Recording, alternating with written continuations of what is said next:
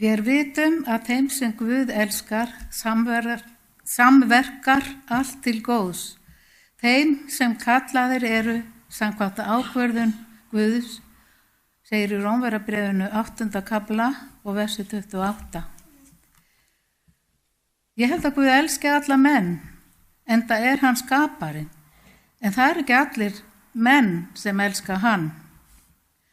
Oft hef ég spurt, elskar Guð mig?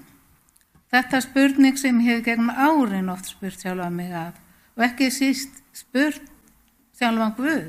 Guð, elskar þú mig?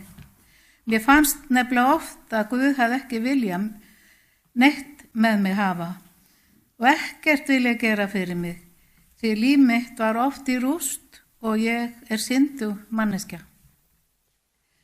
Mér fannst ég ekki verið þessi verð að Guð elskaði mig. Líf mitt eins og margra hefur oft á tíðum verið erfitt, en það hafa líka verið góði kaflar. Það hafi verið skin og skúrir. Og þótt ég gangi gegnum dimma dal, óttast ég ekkert illt, því þú ert með mér, segir Davíð konungur í 23. Davíðs salmi. Og slakað á og leigðu Guði, lærði ég Alan. Þessar setningar og orð hafi ég notað mikið, þegar erfiðleikar og vonbrigði hafa yfir mig dunið. Ég hef kallað á Guð og jafnvel hrópað á Guð og Jesú að hjálpa mér. Stundum fannst mér Guð ekki heyra hróp mín, grát minn og bænir. Oft var ég ráðvillt og vissi ekki hvað ég ætti að gera. En hann heyrir, því þegar ég lít yfir ævi mína, þá sé ég að Guð hefur alltaf verið með mér, þótt ég hef ekki alltaf skynjað það. Og við megum ekki gefast upp þó á móti blási.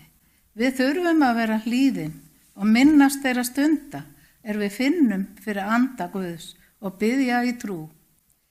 Svörin munu berast og við finnum kærleika og frið frelsarans. Ekki víst að þau berist jafn skjótt og á sama hátt á við óskum, en þau munu berast. Já, ég hef ekki alltaf vita hvað ég ætti að gera og oft verið átta vilt.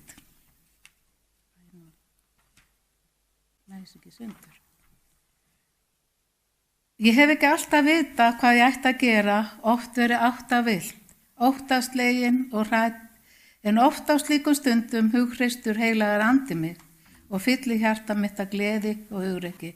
Hann snýr öllu við. Guð svarar okkur á margan hátt.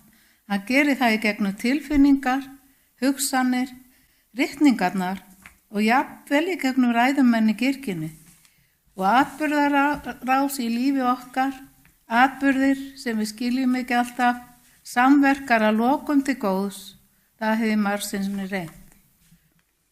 En þetta segi ég, sá sem sáir sparlega mun og sparlega uppskera, og sá sem sáir ríflega mun og ríflega uppskera. Sér hver Gefinsson hefur ásett sér í hjarta sínu, ekki með ólund eða með nauðung, því að Guð elskar glaðan gjafara. Guð þess megnugur að veita okkur ríkulega allar góðar gjafir til þess að þið í öllu og ávallt hafi allt sem þið þarfnist og geti sjálf veitt ríkulega til allra góða verka. Eins og ritað hann miðlaði mildilega og gaf hennu snauðu, réttlæti hans varir eilífu. Þetta í síðara Korinthubréfi 9. kafla. Í dag finn ég svo vel að þegar ég treysti Guði fyrir lífi mínu, þá samverkar allt til góðs. Ég finn fyrir blessun Guðs. Ég finn svo vel að eftir ég fór að reyna að hlýða Guði og skila tíund, þá hefur líf mitt batnað til muna. Það var erfitt í byrjun, því ég hef ekki haft mikið laun eða lífeyrir og á ekki eignir. Mér fannst ég ekki hafa neitt aflögu. Náði varla endum saman. Og stundum hugsaði ég, kannski Guði sama þótt ég sleppi 10 þennan mánuðin. En jafnvel meðan ég hugsa það, vissi ég að það var rangt. En þegar ég áttaði mig á að ég á ekki þessa peninga og áttaði mig á að þeir tilheyra Guði og starfiðinu fyrir hann, þá breyttist hugsun mín og afstaða og ég fann þörf fyrir að skila Guði því sem hann á. Ég er svo þakklátt fyrir hver dag og hverja blessun sem Guð auðsynni mér, því Guð hefur blessað mig margsinnis og séð fyrir þörfum mínum. Í Biblíunni sýnir Jesú okkur leiðina til að fylgja Guði. Hann kennir okkur að við eigum að halda boðorðin 10 og líka að við eigum að hafa hreinan hug og hreint hjarta. Kjarni þess að sýna trú á Jesú er að lifa eftir æðstu boðorðum hans 2, að elska Guð og elska náunga okkar eins og okkur sjálf. Hann kendi okkur að biðja. Hann kendi okkur Faðir vorið og hann sagði, biðjið og yður mun gefast. Og ég bið, kæri Faðir, þegar ég veik þá bið ég þig styrk og þegar ég týnd þá bið ég þig leiðsögn. Þegar ég kvíðinn þá bið ég þig frið. Þegar ég hrædd þá bið ég þig hugrekki. Og Guð hefur svarað mér og segir, ég skapaði þig ekki til að lifa stöðugt með kvíða og ótta fyrir morgundeginum. Ég sá hvern einasta reikning þinn og hverja stund sem þú hefur velt fyrir þér, hvernig hlutirnir munu ganga. Í dag brýt ég niður hugsunarháttinn að komast varla af og tala til hjartan þíns að treysta mér. Ég er Guð sem uppfylli þarfir þínar og opna dyr sem enginn getur lokað. Það sem ekki hefur nóg, get ég fært meiri nóg.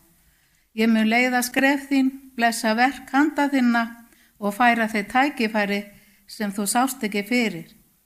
Lifðu ekki ótta við skort, lifðu með trúnni á gnægð mína. Treystu göngu þinni með mér og horfðu á hvernig ég er. Því ég er alfa og omega og ég er Guð þinn og ég hef sagt þér að trúa og treysta mér. Já, ég svara og segi ég trúi og ég slaka á og ég leyfi Guði því allt samverka til góðs því ég veit hann elskar mig og hann elskar þig því hann hefur kallað okkur, hann ákvað það sjálfur. Amen.